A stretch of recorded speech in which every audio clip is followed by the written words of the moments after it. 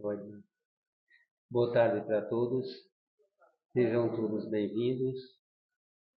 Hoje o tema é elucidações da vida espírita, da doutrina espírita. E para falar sobre esse assunto, nós temos a irmã Dilma, né? A irmã Dilma. Que, para iniciarmos, vou começar com uma oração. Nosso Pai, nesse instante, queremos pedir tua ajuda porque somos imperfeitos, somos pecadores, não sabemos nada diante de ti.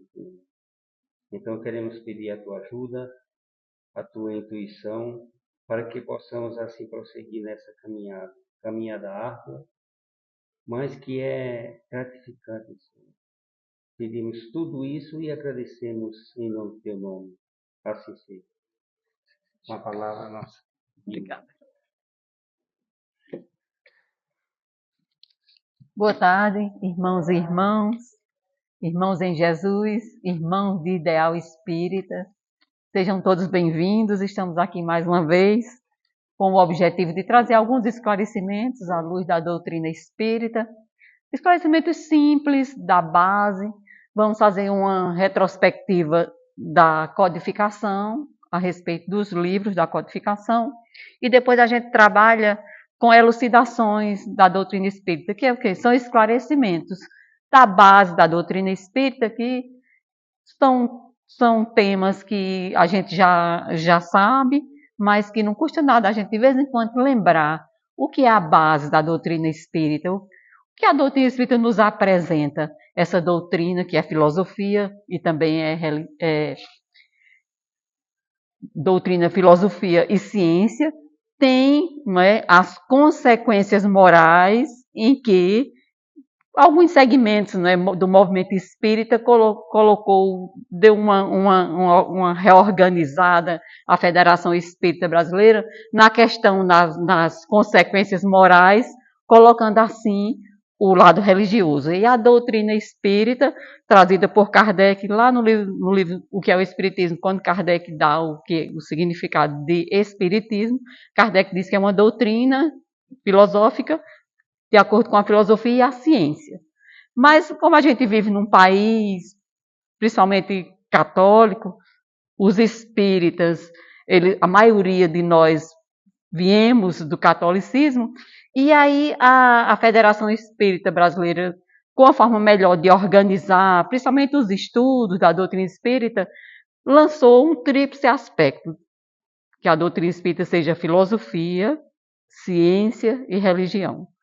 Aí a gente precisa ter um cuidado quando a gente vai falar espiritismo é religião, a gente precisa ter um cuidado, porque religião, o que é que a gente entende por religião? Kardec teve todo esse cuidado de, na codificação, não colocar que a doutrina espírita é uma religião, somente pelo o entendimento que as pessoas tinham ao seu tempo, há mais de 160 anos e até hoje.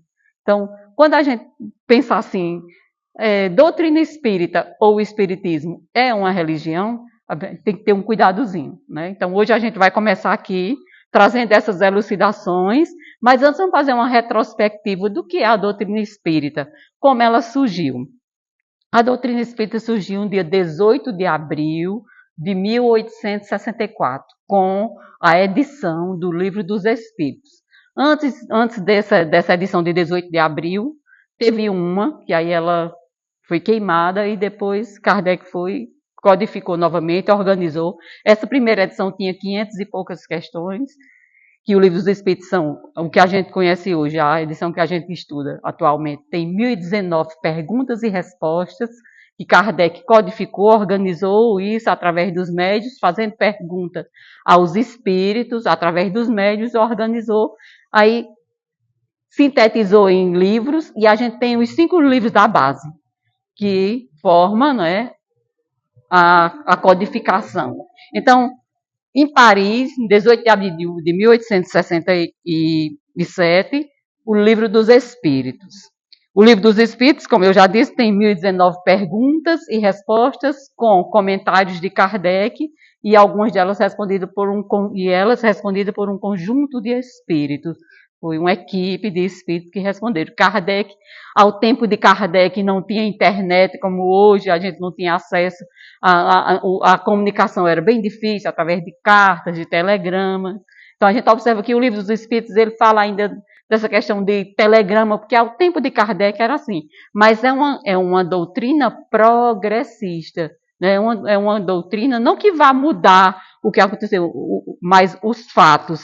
Mas a gente vai compreendendo melhor, vai passando o tempo, a gente vai compreendendo melhor a doutrina espírita, assim como foi o Evangelho de Jesus, né? A doutrina espírita é o quê? É o Evangelho de Jesus redivivo, né? Então é o quê? É trazendo os esclarecimentos que Jesus trouxe naquele tempo, mas agora a gente com uma condição melhor de compreender. Então depois veio o segundo livro da codificação, que é o Livro dos Médiuns, que é um livro que trata sobre mediunidade. Então, o Livro dos Médiuns, também lá em Paris, foi lançado em janeiro de 1861, formado por 2 partes, tem 36 capítulos. O que é que trata o Livro dos Médiuns? Esclarecimentos sobre a comunicação entre os diferentes planos da vida imortal. Então, a base da mediunidade está lá colocada no Livro dos Médiuns. Então, quem se interessa na doutrina espírita sobre a comunicação, como acontece, quem são essas pessoas que têm essa predisposição orgânica, como é que acontece isso? O Livro dos Médiuns. É o segundo livro da codificação, o primeiro Livro dos Espíritos, depois Livro dos Médiuns. O terceiro livro da codificação é o Evangelho segundo o Espiritismo, Paris, 1864. Abril de 1864. É a doutrina de Jesus Cristo ao alcance do homem moderno. Então, o Evangelho segundo o Espiritismo, a gente costuma dizer que Kardec colocou a essência dos ensinamentos do Cristo, trazendo também os comentários dos Espíritos e também os comentários de alguns Espíritos desencarnados e também os comentários do próprio Allan Kardec. O quarto livro da codificação é O Céu e o Inferno. O Céu e o Inferno, Paris, 1865, formado por 2 partes, tem 19 capítulos. O que é que tem? Qual é a essência desse livro, Céu e Inferno?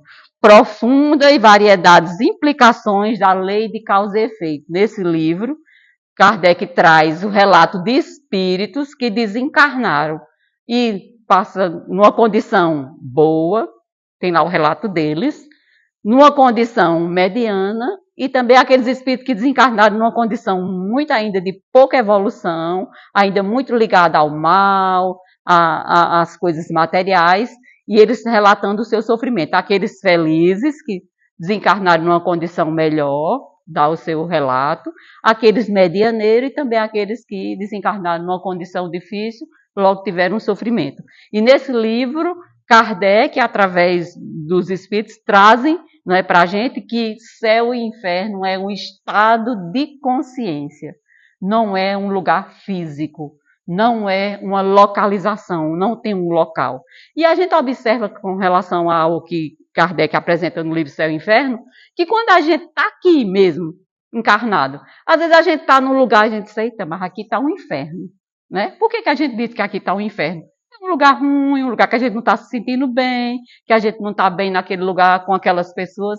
Então, já naquele outro lugar, onde a gente está no lugar que a gente está perto das pessoas que a gente gosta, a gente está ali perto fazendo o que a gente gosta, a gente, eita, mas aqui é um céu. Então, céu e inferno são estado de consciência. Quando a gente lê o relato desses espíritos, a gente observa que existe céu e inferno, mas é nessa condição, um estado de consciência. Né? O espírito desencarnou numa condição boa, um espírito já de uma evolução moral, intelectual, mas principalmente moral, que o que importa mais é a evolução moral. E quando desencarnam, vão para um lugar, quer dizer, se sentem no lugar bom, no lugar feliz. E quando o espírito desencarna numa condição ainda de pouca evolução moral, de pouca vivência das leis divinas, dos ensinamentos do Cristo aqui para nós, falando da doutrina espírita, O espírito, ele desencarna numa condição muito apegada à matéria, às coisas terra-terra, se compraz ainda com o mal, com a infelicidade dos outros, está infeliz, mas quer que o outro também fique infeliz. Aí esse aí, quando desencarna, pode se encontrar numa situação de inferno pela perturbação causada por ele mesmo. Que a gente vai já ver nos esclarecimentos essa questão de como é que isso acontece, certo? E o quinto livro da codificação é a Gênese, também em Paris, janeiro de 1868, que tem 12 capítulos. O que é que trata a Gênese? Gênese planetária, milagres, predições, elucidações científicas de muitos fenômenos. A Gênese começa tratando sobre a criação, sobre os milagres de Jesus, explica. Jesus fez milagre. Jesus, quando a gente observa a sua vida, o que aconteceu, a ressurreição de Lázaro, a cura dos leprosos. Jesus fez milagre? A Gênesis explica. Então, nesse livro, a Gênesis, a gente tem a oportunidade de estudar sobre essa questão da criação, também da questão dos milagres. Que tudo aquilo que Jesus fez, Jesus não derrogou nenhuma lei. Tudo era uma coisa totalmente dentro das leis divinas e que Jesus, a cura dos leprosos, dos cegos de nascença, a ressurreição, como está lá escrita na passagem evangélica, ressurreição de Lázaro, né? É uma coisa natural. Jesus não derrogou nenhuma lei, porque se Lázaro tivesse realmente morto, Jesus não teria o ressuscitado. Jesus, pela sua condição de espírito evoluído, na condição de Cristo, Jesus sabia o que acontecia com Lázaro. Lázaro estava num estado de doença física, também de uma doença emocional, que ao tempo de hoje a gente pode chamar de depressão. Foi acometido por uma doença física e também as doenças mentais.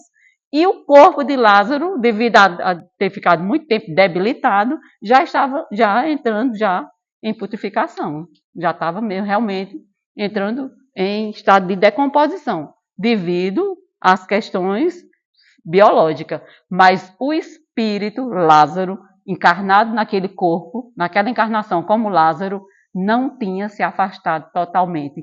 O laço que une o espírito ao corpo, no caso de Lázaro, não tinha se desfeito. Porque se tivesse, Jesus não teria ressuscitado Lázaro, porque ele derrogaria umas leis.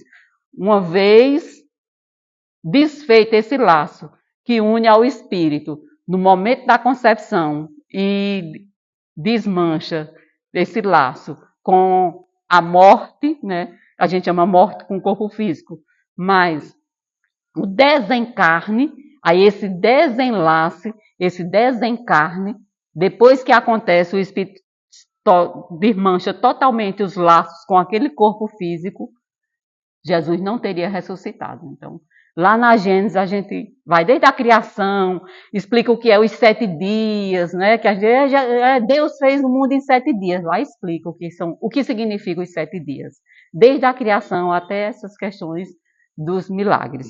Então aí está apresentado, né, os 5 livros da codificação, mas tem mais 2 livros que são importantes, que não estão colocados como a codificação, mas são importantes principalmente para os que estão interessados em estudar a doutrina espírita, que é o livro que é o Espiritismo, que foi publicado em julho de 1859 pelo próprio Kardec, mas só depois dele morto foi que foi publicado. Ele escreveu, né, e Obras Póstumas, que foi em janeiro de 1869, que é uma compilação dos escritos de Kardec. Aí esse aí sim, Obras Póstumas só foi editado após a morte de Kardec.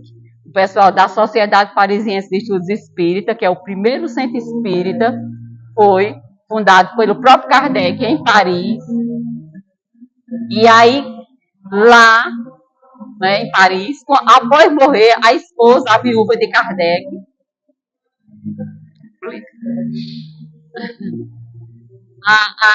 a viúva de Kardec, junto com aquelas pessoas que faziam parte da Sociedade Parisiense de Estudos Espíritas, publicaram livros e colocaram como obras póstumas, que eram os escritos de Kardec, embora ele não publicou, foi publicado depois da sua morte.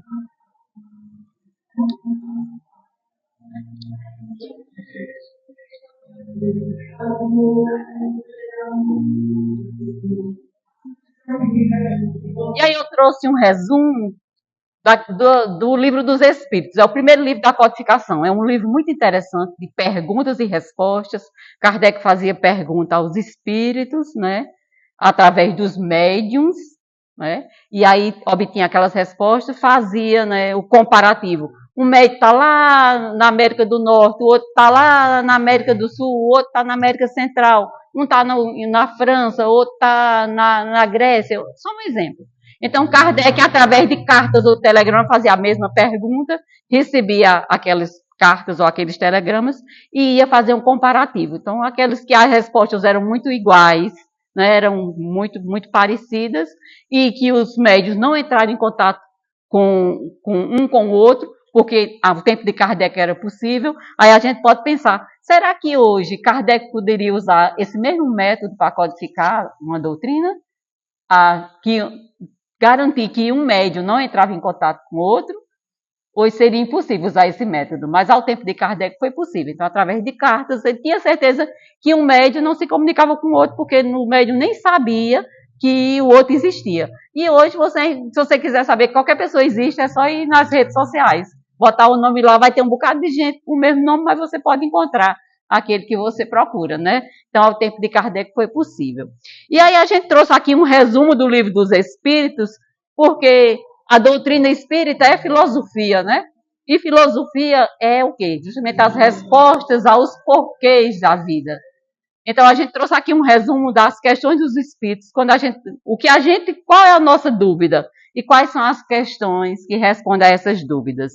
Então, se algum de nós temos dúvida de onde a gente veio, se eu tenho uma dúvida de onde eu vim, então as questões do Livro dos Espíritos, da 1 a 329, responde a esses questionamentos. De onde eu vim? Se a gente tem dúvida, de onde a gente veio? O que era que eu estava fazendo lá? Já existia? Eu já existia antes? A vida começa na concepção?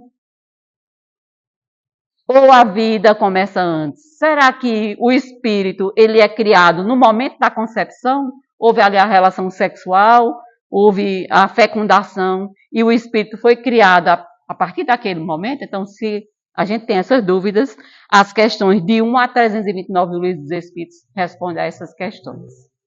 Se a gente tem dúvidas sobre o que sinto, a influência das pessoas, aquelas pessoas que são de fácil influenciação, aquelas pessoas que entram num determinado local e sentem um arrepio, sentem uma angústia, sentem uma tristeza, sentem uma alegria, né? Então, se você tem dúvida sobre o que você sente, escuta. Eu escuto uma voz, vou ali, não tem ninguém. Eu estou aqui e vem uma voz que me diz, mas essa voz é diferente, parece ser dentro da minha cabeça. Então, as questões do Livro dos Espíritos está na segunda parte, as questões de 330 a 331 respondem a essas questões. O que eu sinto a respeito da mediunidade e a respeito das influências dos espíritos em nossas vidas, sejam os encarnados ou os desencarnados. Se você tem dúvida, ou nós temos dúvida sobre os sofrimentos da vida, por que eu sofro? A gente observa que no mundo que a gente vive, tem umas pessoas que sofrem mais do que outras, né? Tem pessoas que levam a vida todinha só de alegria, né? Tem aqueles momentos difíceis, claro que na Terra não existe felicidade completa, né? Felicidade como a gente assim, totalmente feliz, mas tem pessoas que sofrem mais. Tem aquelas pessoas que fazem tudo certinho, mas as coisas parecem dar tudo errado, né? Já tem aquelas outras pessoas que fazem tudo errado e aparentemente a gente diz, fulano, vive uma vida toda errada, mas aparentemente tudo dá certo. Então, se tem dúvida sobre os seus sofrimentos, se faz essa pergunta, por que sofro? Então, o Livro dos Espíritos, terceira parte, das questões 614 a 919. Então, essas questões do Livro dos Espíritos, de 614 a 919, respondem a respeito dos nossos sofrimentos. Que dessa parte aí foi tirado o Evangelho segundo o Espiritismo. Se tem dúvida, para onde vou? Se a gente tem dúvida, após a morte do corpo físico, para onde vou? O que é que me acontece após a morte? Eu acredito que algo sobrevive após a morte do corpo físico, ou tudo se acaba com a morte do corpo físico. Então, se tem dúvida, para onde vou, questões do livro, a quarta parte, a questão das 920 a 1019. Aí a gente vai obter as respostas para esses questionamentos. Aí a gente vai ver a vida no mundo espiritual, os espíritos relatando o que é que tem no mundo espiritual, como é que acontece, né? Essa vida no mundo espiritual é matéria, né? O espírito é matéria, o que é que acontece? Então, das questões 920 a 1019, que é o final do Livro dos Espíritos. Então, aí a gente observa que da primeira parte, né? A primeira parte foi tirada a Gênese, da primeira parte do Livro dos Espíritos, a Gênese. Da segunda parte foi tirado o Livro dos Médiuns. Da terceira parte, o Evangelho segundo o Espiritismo. E da quarta parte foi tirado, né, o livro Céu e Inferno, que é justamente esse estado de consciência, né? A condição. O livro Céu e Inferno prova para a gente, a doutrina espírita ela é uma doutrina racional, que convida a gente a estudar, a entender. É ciência, é filosofia. A gente consegue estudar, entender. Então, para a gente ver o que acontece após a morte do corpo físico. Como é a morte? A morte é igual para todo mundo? Independente da causa, da forma como morreu, para todo mundo é igual? Quando morre, todo mundo vai para o mesmo lugar? Para aqueles que acreditam que existe um lugar? Será que existe um lugar? O que é que tem lá? Então, nessas questões de 920 a 1019, a gente encontra respostas para essas questões. A doutrina dos espíritos, ela é uma doutrina esclarecedora, não tem mistérios, convida a todos a estudar, é aberto para quem quiser, independente de religião. Qualquer pessoa pode estudar a doutrina espírita, conhecer a doutrina espírita, ir até um centro espírita e conhecer a doutrina espírita. É uma doutrina aberta, né? Então, é uma filosofia e aberto para o quê? Para a gente estudar, porque quer mesmo que a gente use a razão. O objetivo da doutrina espírita com a codificação e o objetivo da doutrina espírita não é fazer proselitismo nem fazer seguidores cegos, né?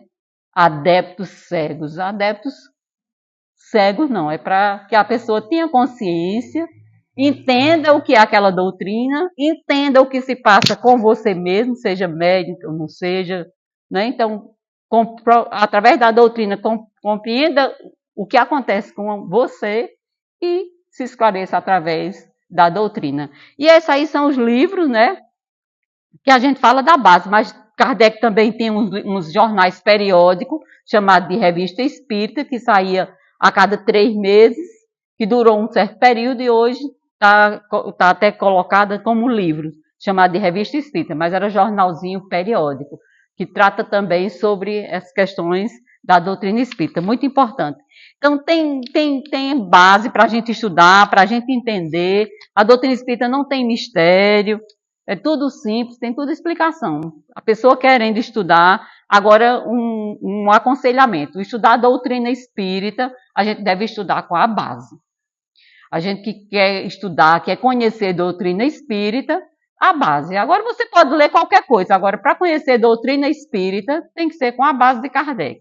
Né? Agora, depois, aí, ler romance, tem muita informação, muita. E está cheio de coisa nova, né? Cheio de livros, as editoras aí, muita psicografia. Tudo bem, mas estudar a doutrina espírita, a gente deve começar pela base, codificada por Kardec. Que aí a gente vai ter um parâmetro, porque a mediunidade é uma coisa que pode acontecer com qualquer pessoa, pode ter, independente de condição social, de religião, e aí ver essa questão da mediunidade, a gente vai adentrar um pouquinho mais nas elucidações, que a gente vai começar agora, mas assim, é a base, né? Então, depois que a gente tem a base, lê o livro da base, aí você pode ler qualquer coisa, porque ninguém aprende doutrina espírita lendo apenas um romance, né?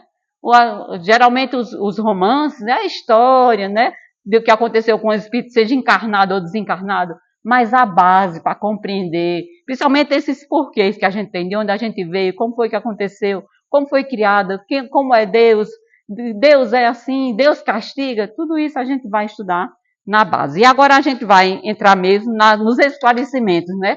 As elucidações, eu trouxe aqui alguns pontos para a gente esclarecer melhor sobre a doutrina espírita. Então, vamos começar pelo primeiro ponto, das elucidações ou esclarecimentos da doutrina espírita que a gente trouxe nessa tarde. Pronto. Integra você no conhecimento de sua posição de criatura eterna, responsável diante da vida.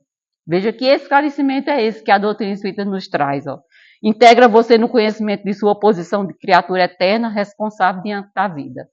Então, a doutrina espírita nos esclarece que nós somos um espírito, uma individualidade, que usamos esse corpo físico, mas nós não somos ele, né? Nós somos um espírito, passando pela experiência da reencarnação, né? Então, estamos aqui reencarnados, mas nós não somos esse corpo, nós somos um espírito, somos uma individualidade. Ao perder essa vida biológica, que esse corpo aqui tem, uma vida biológica, tem algo que sobrevive, algo que preserva sua individualidade e que leva algo consigo. Então, a doutrina espírita nos esclarece isso, que nós somos responsáveis diante de tudo que a gente faz na nossa vida. Então, nós não somos esse corpo de carne, nós somos um indivíduo e após a morte do corpo físico, nós continuamos com essa individualidade e que somos responsáveis por todos os acontecimentos na nossa vida. E nós vamos ver por que isso. Outra elucidação, outro esclarecimento da doutrina espírita. Expõe o sentido real das lições do Cristo e de todos os outros mentores espirituais da humanidade nas diversas regiões do planeta. Expõe o sentido real das lições do Cristo. Ó, Jesus veio aqui, sua vida apenas 33 anos, o seu trabalho mesmo foi 3 anos. Jesus não pôde dizer tudo, porque a humanidade, nós, não iam compreender, mas ele fez tudo, procurou a melhor forma que tinha para nos apresentar o seu legado, teve toda uma vivência de amor e de dedicação ao próximo, nos esclarecendo, nos chamando a atenção da necessidade, da vivência, né, como irmão, amar o próximo, ajudando, né, compreendendo, sendo indulgente, perdoando, tudo isso Jesus, seja por forma de parábolas, ou realizando mesmo, como as curas que Jesus realizou, né, para nos mostrar que aquilo que ele fez, qualquer um de nós pode fazer. Agora é condição. E isso é um trabalho individual. Cada um vai trilhando o seu caminho para chegar a uma condição, um objetivo que Deus tem para cada um de nós. Aí cada um vai trilhando o seu caminho. Jesus alcançou essa condição, encarnou aqui no planeta Terra, deixou o seu legado. Os ensinamentos do Cristo está novinho para a gente, é como se ele estivesse dizendo hoje. Não tem nada ultrapassado, mas a doutrina espírita veio nos esclarecer as coisas que o Cristo tinha dito e algumas que não foi possível ele dizer. Então, a doutrina espírita não se afasta nem um pouquinho do Evangelho do Cristo. Por isso que tem um livro da codificação, que é o Evangelho segundo o Espiritismo, que é justamente isso. É a passagem, né? Algumas passagens do Evangelho do Cristo, trazido com relatos dos Espíritos e também as explicações de Allan Kardec. Então, a doutrina espírita vem nos trazer de uma forma mais simples, de uma forma mais compreensível, que agora a gente já compreende melhor. Jesus não disse tudo, não é porque ele não podia dizer, ou então porque ele não sabia. A gente é que não tinha condição.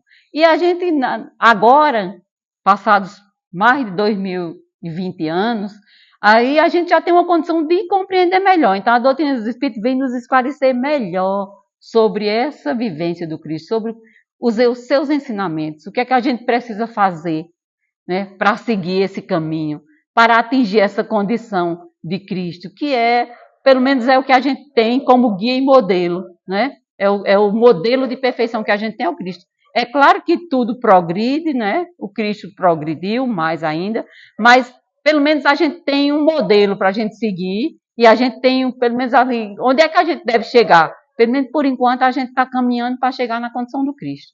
Depois a gente continua progredindo, mas o objetivo pelo menos é chegar nessa condição. E ele disse que o que ele fez, qualquer um de nós poderíamos fazer.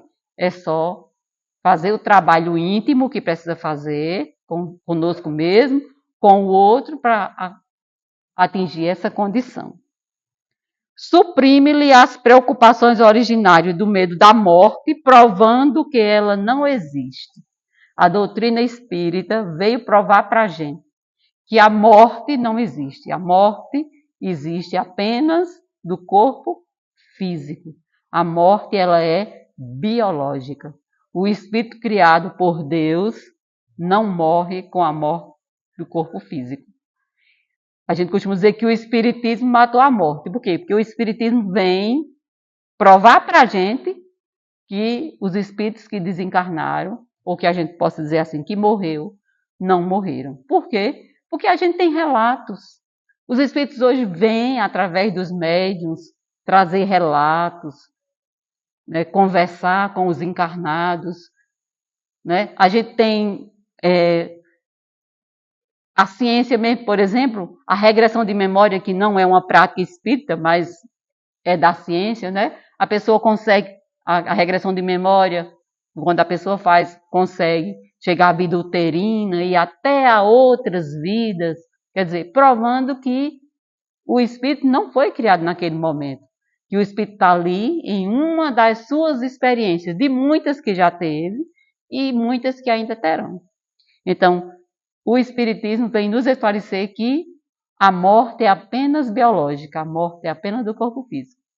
Há o desencarne, como a gente falou lá no início, né? Quando o corpo biológico não oferece mais as condições, o espírito vai, né, fazer acontecer com o espírito o desligamento, e esse espírito vai para o mundo espiritual, mas continua existindo, continua vivo, numa condição agora de espírito, sem mais utilizar momentaneamente o corpo físico.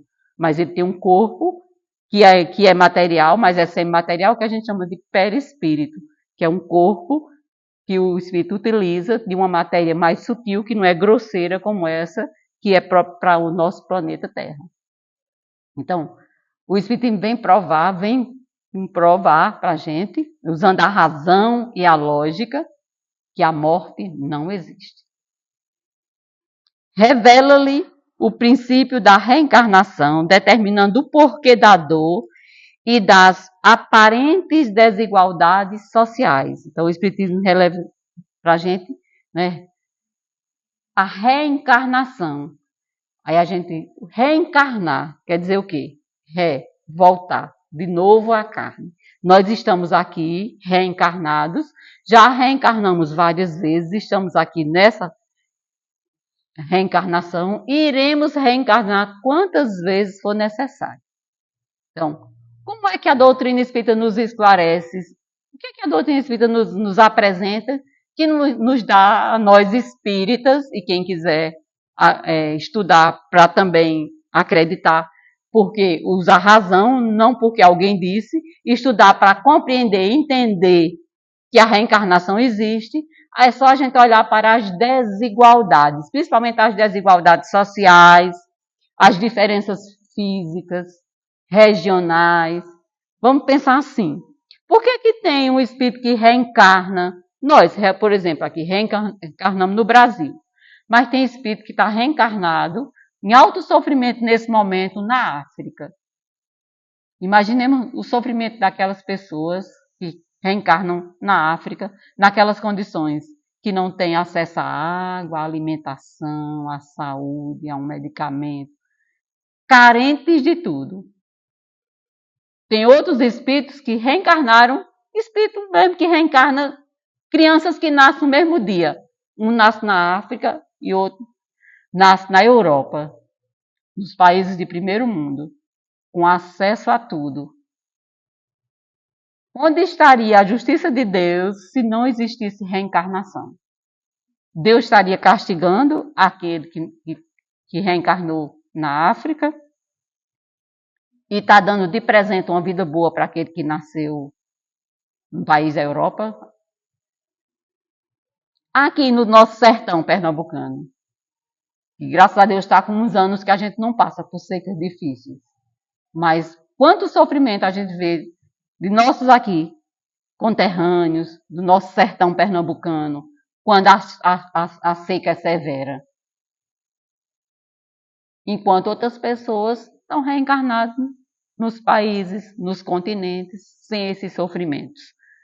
A gente observa numa mesma família, tem 2 filhos.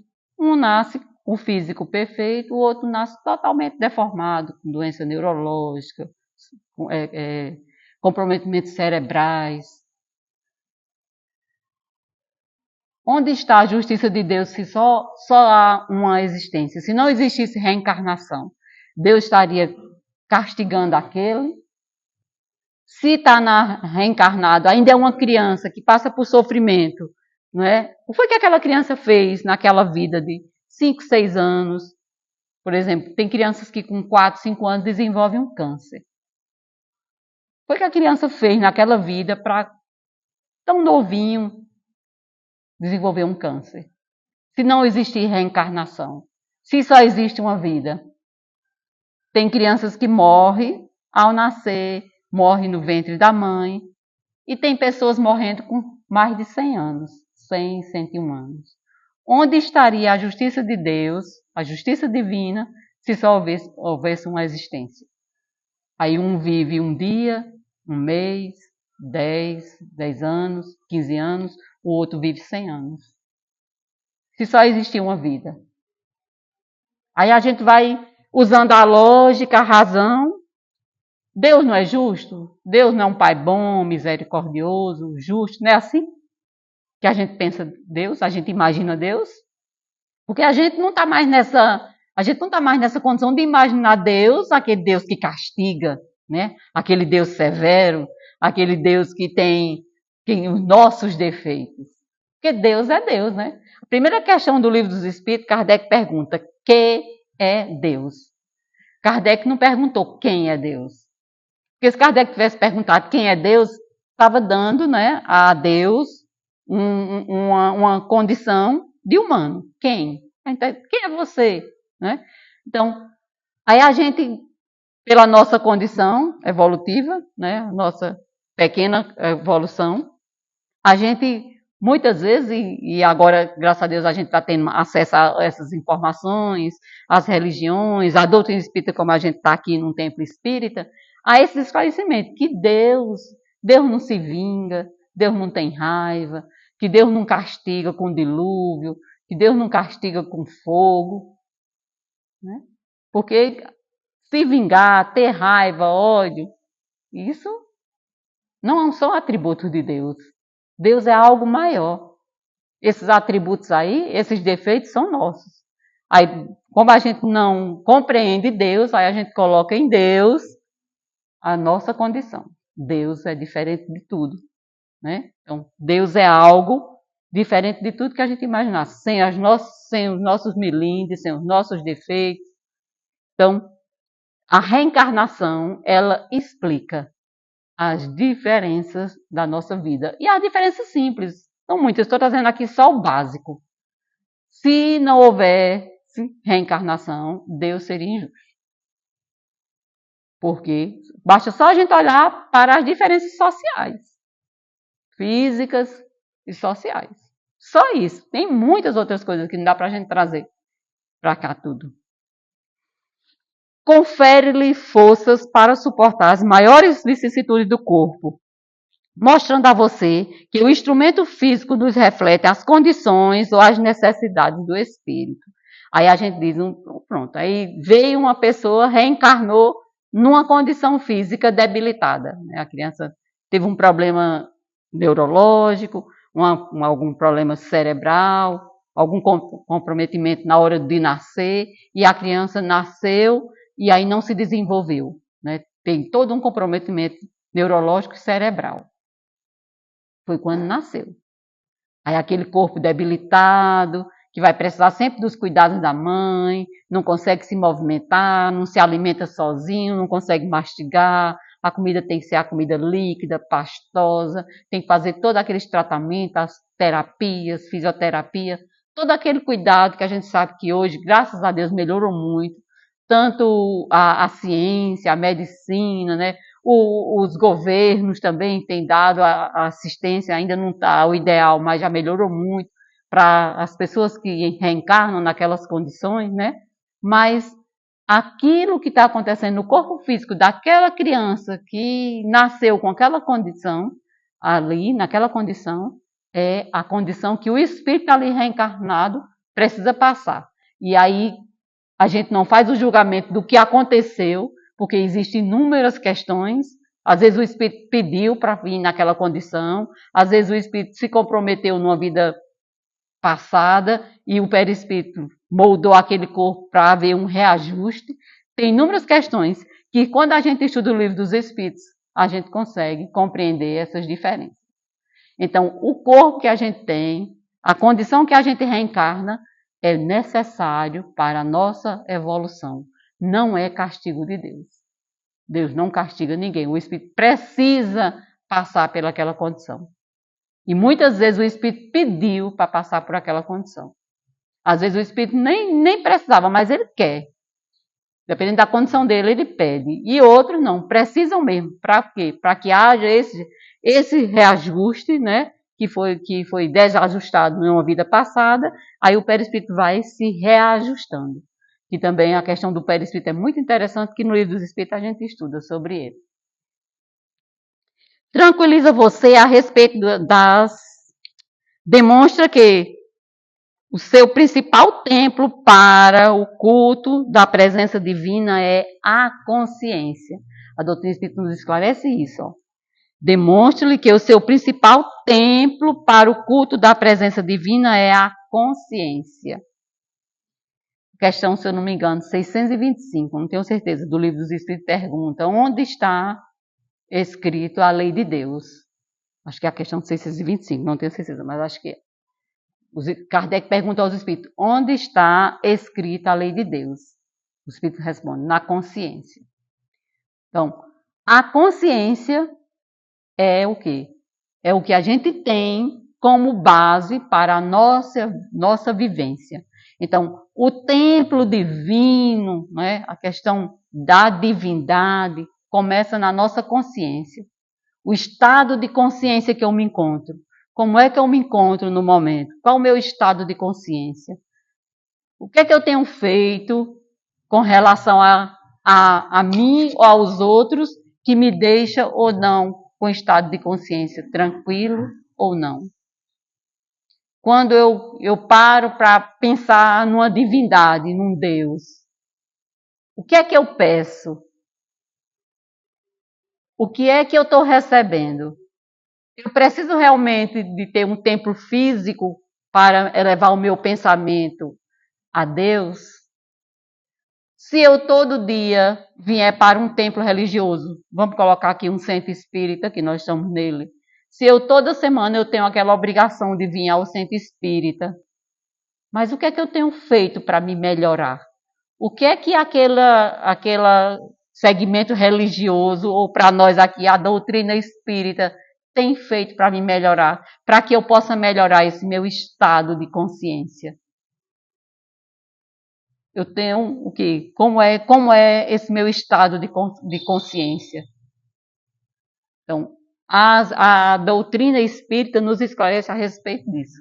Então, a gente precisa estar atento para a nossa consciência. Quando a gente dá um passo errado, a consciência acusa logo. Aí, a gente está atento para isso? Nós temos um anjo da guarda que nos auxilia, que nos diz naqueles momentos: não vá por esse lado, não faça assim. Mas a gente está atento a isso? Então, esse estado de consciência começa em nós. As nossas dificuldades, como é a minha vivência, qual é a ideia que eu tenho, né, do outro, como é que eu vejo o outro, o que é que eu faço para mim, o que é que eu faço para o outro, como é que eu estou com minha consciência perante, primeiro, comigo mesmo e depois com o outro. Liberta-lhe a mente de todos os tabus em matéria de crença religiosa. Por isso que Kardec fez questão de colocar de não colocar a palavra religião. Por quê? Porque quando a gente trata de religião, a gente limita. A gente acha que a gente entende que religião é isso. Então, se eu entendo que religião é aquela religião que tem dogmas, sacramentos, que tem rituais, que eu preciso usar uma vestimenta para fazer determinado serviço, que eu não posso andar, visitar o templo do outro, isso vai gerando o quê? Grupos fechados. A doutrina espírita, ela é aberta. Pode imaginar que até um muçulmano, se quiser aqui, assistir uma palestra espírita. É um evangélico, é um católico, não importa. Por isso que Kardec não colocou a doutrina espírita como religião. Porque é uma doutrina, agora tem consequências morais que a gente pode associar isso à religião. Mas a religião limita muito, né? Quando a gente fala grupo religioso, a gente se limita muito. Fulano é de tal templo, é de tal religião, mas é um muçulmano, mas é isso não. A doutrina espírita, ela é aberta. Elimina a maior parte das preocupações com o futuro, além da morte. A doutrina espírita nos esclarece a respeito da sobrevivência. A morte do corpo físico, o espírito sobrevive, né? A sobrevivência. E a sobrevivência do espírito não é, a doutrina espírita nos esclarece que não é estar no local, mesmo que seja um estado de consciência, mas que você vai estar parado, inerte. Não. Você vai estar ali sobrevivendo, quer dizer, agindo através do pensamento. Então você vai sobreviver, você vai continuar a fazer as reflexões, você vai continuar a ter os pensamentos que você tinha, vai receber orientações, é uma sobrevivência. Após a morte do corpo físico, o espírito não fica parado, inerte, não. O espírito ele vai continuar sobrevivendo, quer dizer, agindo. Agora, tem um corpo físico? Não tem. Mas ele existe. Dá-lhe o conforto do intercâmbio com os entes queridos depois de desencarnado. A doutrina espírita nos explica e nos mostra que é totalmente normal e possível e dentro das leis naturais da vida o intercâmbio entre o mundo espiritual e o mundo material. E aí por isso que a gente trouxe aqui, não é? Lembrando para a gente os 5 livros da codificação e o livro dos médiuns. O livro dos médiuns é um livro para ser estudado por qualquer pessoa, mas principalmente quem tem mediunidade, quem sofre com mais ênfase a influência dos espíritos. E aí a doutrina espírita nos esclarece que isso é possível, existem as comunicações, tem aquelas pessoas que são chamadas de médium, que vêm com essa predisposição orgânica, e os espíritos desencarnados se comunicam através dele. Então, é totalmente dentro das leis divinas. Não é nada de sobrenatural, nem de maravilhoso e uma coisa extraordinária. Não, é totalmente normal. Extraordinário é aquilo que acontece uma vez e acontece, quem sabe, daqui algum tempo depois, ou talvez nem acontece mais, não. O intercâmbio entre o mundo material e o mundo espiritual é uma coisa natural, acontece de forma natural. As pessoas, né, Kardec diz que todos nós somos mais ou menos médios, né, sofremos a influência dos espíritos desencarnados ou encarnados também, mas assim, tem aquelas pessoas que vêm já com aquela predisposição orgânica, foi feita toda uma programação no mundo espiritual, é feito também um ajuste no corpo físico para que a pessoa desenvolva, né, a questão da mediunidade. E o livro dos médios explica bem direitinho para a gente sobre a questão da mediunidade, que através... Aí a gente vê muito psicografia, né, psicofonia, os espíritos se comunicando através das pessoas, as pessoas dando mensagem, psicografando.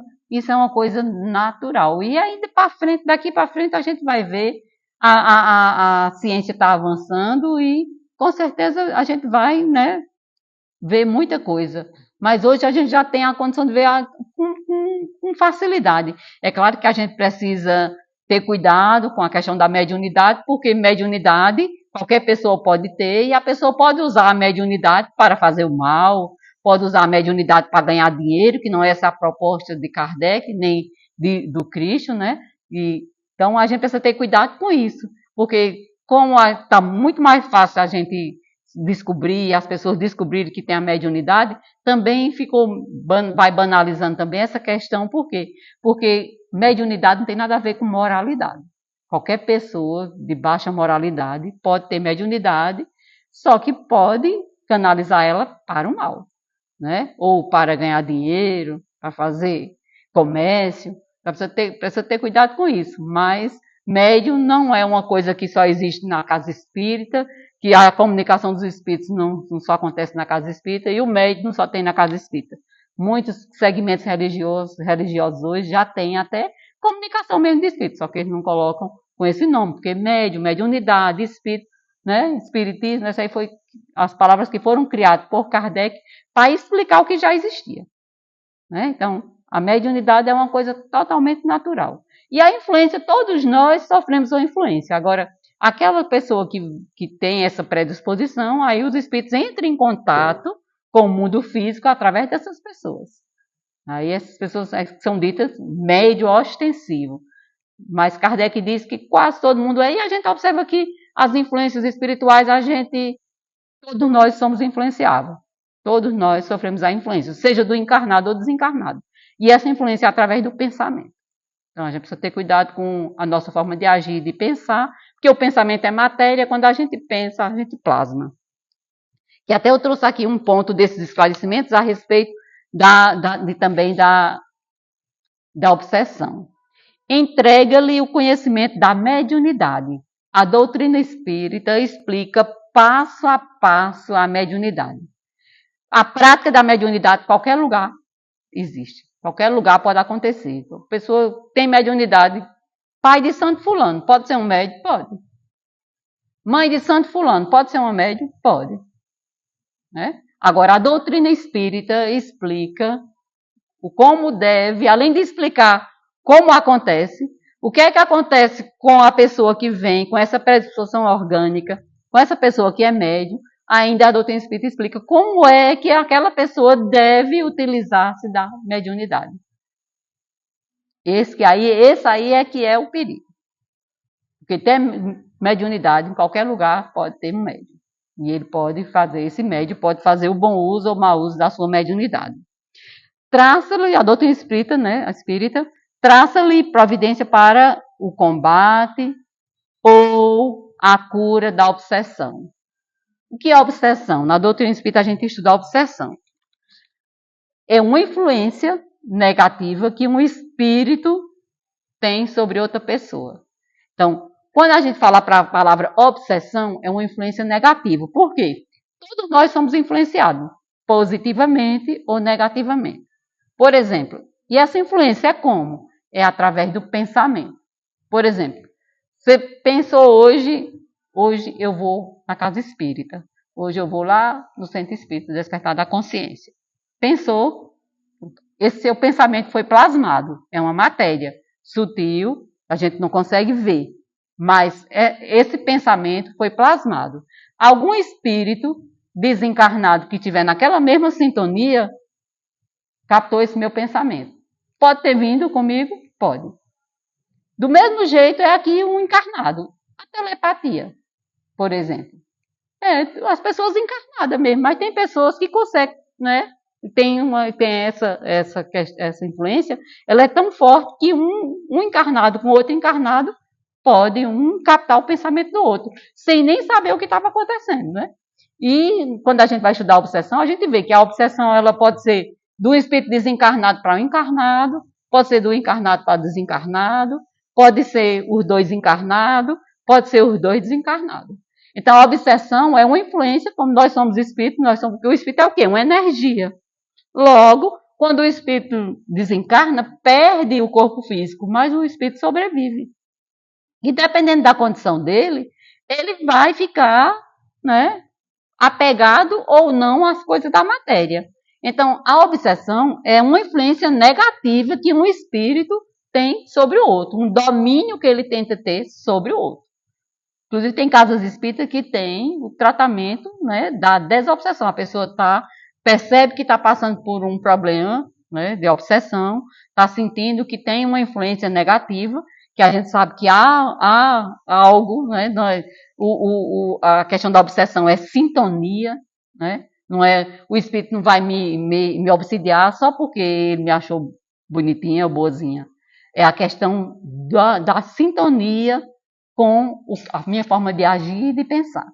Então, a forma como eu vou agir, como eu vou pensar no dia a dia, nas coisas do dia a dia, eu vou captar, né?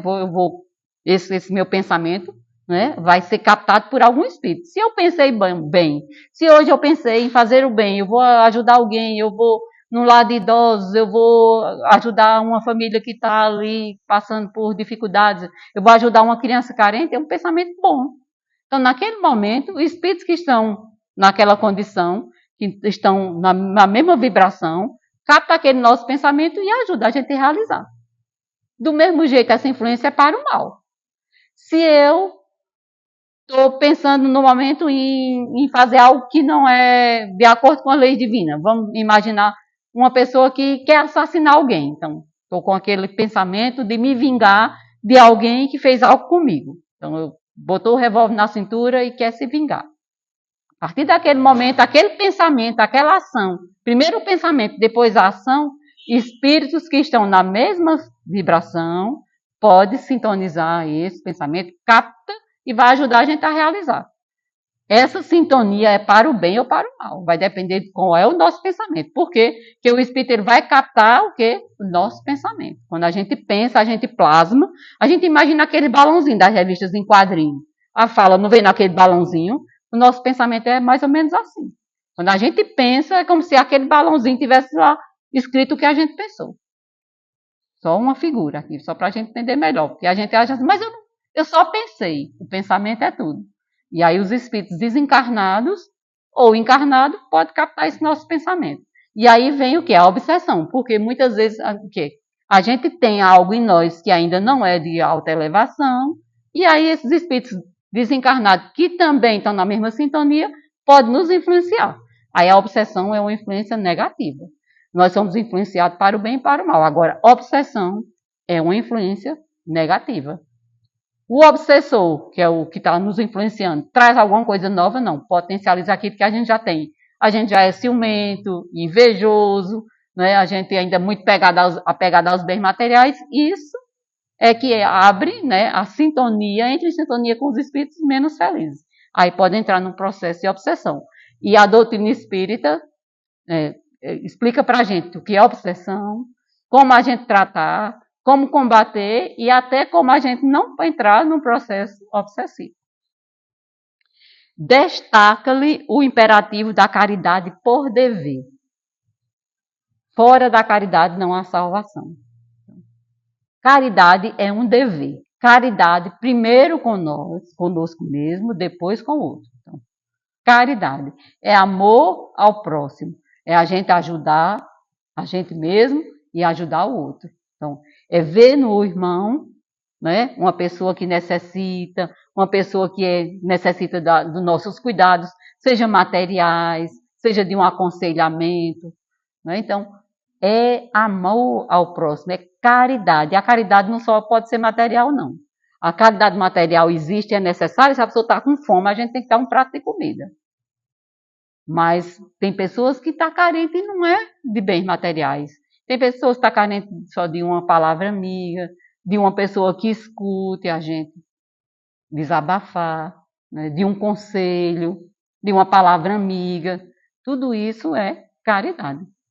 A caridade material existe e é necessária. Se a pessoa estiver precisando, a gente tem que chegar na hora da necessidade. Não importa, que alguém pode dizer assim, mas se eu der isso a ele, vai vender e comprar droga. Problema dele.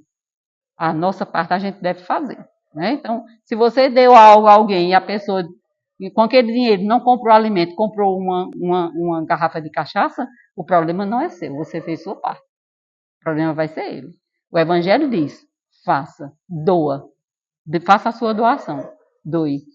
O que a pessoa vai fazer, aí o problema é dele, daquela pessoa. Então, a gente deve doar.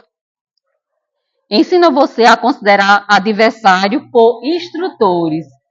Os adversários, aquelas pessoas que a gente não consegue se entender, principalmente no nosso meio familiar. O meio familiar, os adversários que a gente vê como adversário, seja na vida social, seja na parentela. O meio familiar, os espíritos reencarnam naquele meio que precisa reencarnar. Nenhum de nós reencarnamos na casa errada. Então, as dificuldades do dia a dia, seja no trabalho, seja na sociedade e principalmente na família, é necessário. Então, a gente tem que olhar para aquela pessoa que está na condição de adversário nosso, de contrário a gente, e ver como aquela pessoa que tem algo a nos ensinar.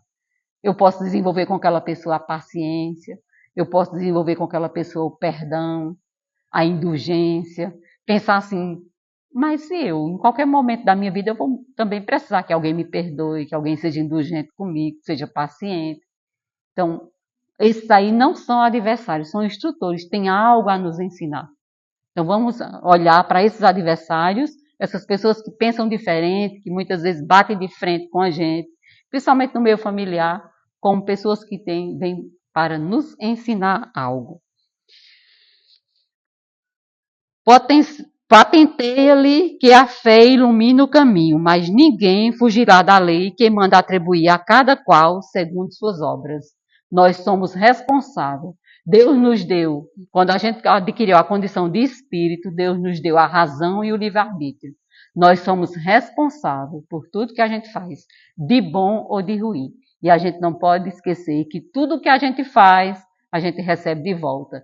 Que queiramos ou não, que seja bom ou que seja ruim.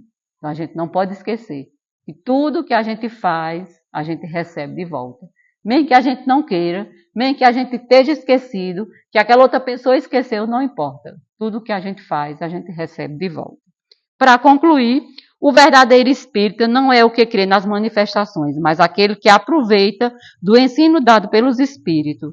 De nada adianta acreditar se a crença não levar a dar um passo à frente no caminho do progresso e não o tornar melhor para o seu próximo. Isso é Allan Kardec que nos diz.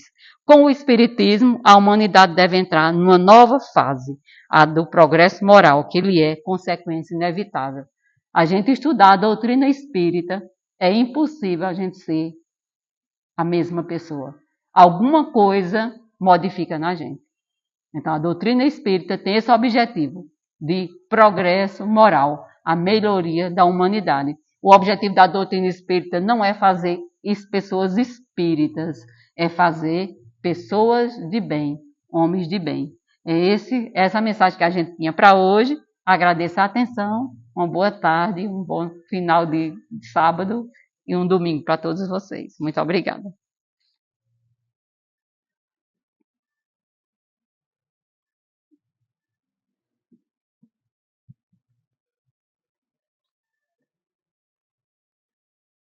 Eu não sei se com os irmãos já aconteceu isso, mas comigo aconteceu o seguinte: a doutrina espírita me trouxe muitas vantagens. Por quê? Porque eu, por exemplo, eu tinha medo de cemitério, não passava, fazia tudo para não passar em frente ao cemitério. Passar em frente àquelas cruzes à beira da estrada era um sacrifício. Medo da morte, Deus me livre. Só pensava nisso. E hoje, através do estudo, através desses conhecimentos, esse conhecimento que a irmã trouxe hoje, isso desapareceu tudo. Eu sei que tudo isso é diferente. A morte não existe. Esses mal-assombros que falam por aí são pessoas iguais a gente, é apenas em espírito, apenas que estão do outro lado. Não tem problema nenhum, né? Então, por isso que eu gosto de estudar o Espiritismo e aconselho para que todos estudem, principalmente o livro dos Espíritos, porque é nele que nós entendemos toda a base, como foi falado hoje. Quero agradecer a atenção de todos e convidá-los para sábado, nesse mesmo horário.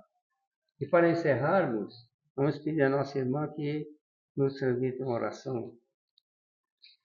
Deus, nosso Pai, de infinita bondade, misericórdia e amor, Jesus amado, estamos aqui, Senhor, mais uma vez para te agradecer as bênçãos desta hora, que estivemos reunidos em torno dos teus ensinamentos, trazidos à luz da doutrina espírita.